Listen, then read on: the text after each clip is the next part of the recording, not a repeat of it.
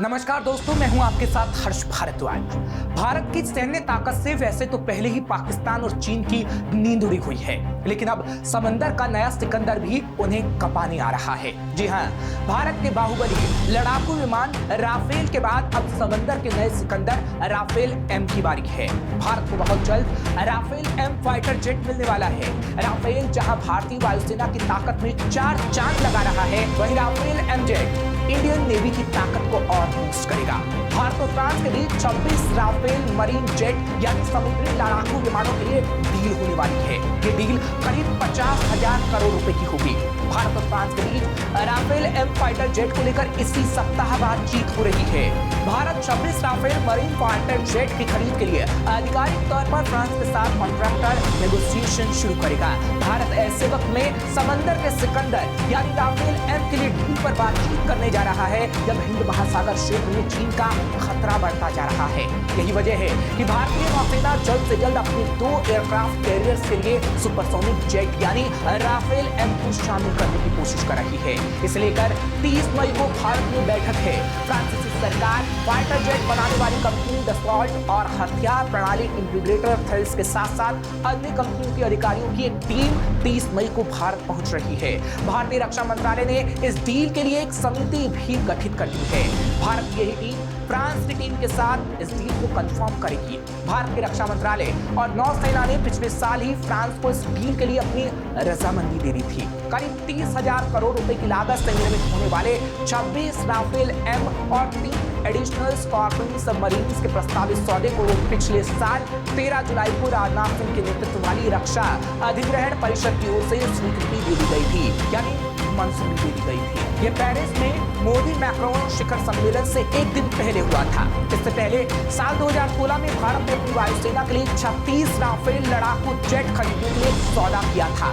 France से इन सभी Rafale विमानों की डिलीवरी हो चुकी है और भारतीय आसमान में राफेल गरज भी रहा है। लेकिन अब जल्द ही राफेल एम आने जा रहे हैं, जो वायुसेना की ताकत को चौगुना कर देंगे।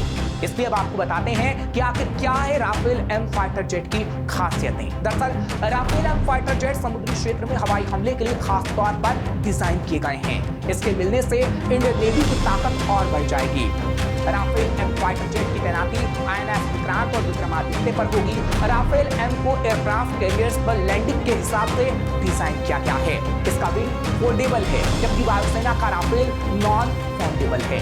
इसका भी निर्माण दसॉल्ट एविएशन ने ही किया है। ये सिंगल सीटर फाइटर जेट होगा। ये समंदर की गहराई में भी हमला करने में सक्षम है और 2 ही मिशनों को भी अंजाम दे सकता है। ये परमाणु हमलों को विफल करने में भी सक्षम है, क्योंकि राफेल में दम है। राफेल का वजन 10,500 किलो का है। राफेल एम 9.5 टन तक का बाहरी भार उठा सकता है। राफेल एम विमान की रफ्तार 13,090 किलोमीटर प्रति घंटा है। राफेल एम 50,000 फीट की ऊंचाई तक उठ सकता है। राफेल एम परमाणु क्षमता से लैस फाइटर जेट है। राफेल एम के लिए कई एक्सपर्ट का कहना है कि नौसेना के लिए राफेल इसलिए भी उपयुक्त है क्योंकि वायुसेना राफेल के रखरखाव से जुड़ा इंफ्रास्ट्रक्चर तैयार कर चुकी है। यही नौसेना के भी काम आएगा।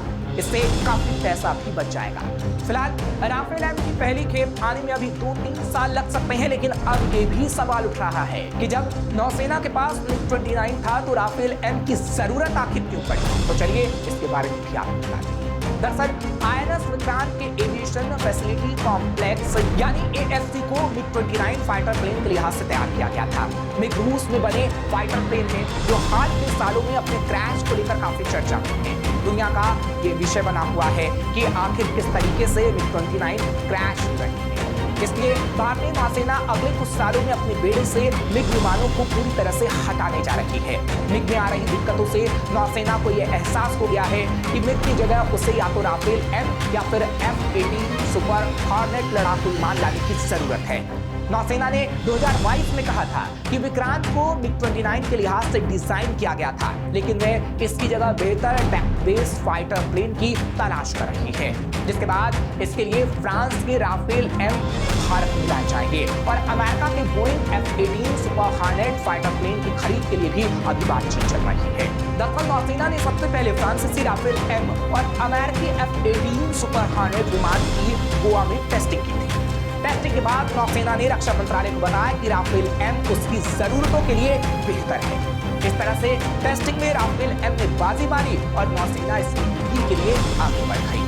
अब आने वाले सालों में नौसेना की योजना तेजस लाइट कॉम्बैट एयरक्राफ्ट के नौसेना वर्जन को विक्रांत पर तैनात करने की है।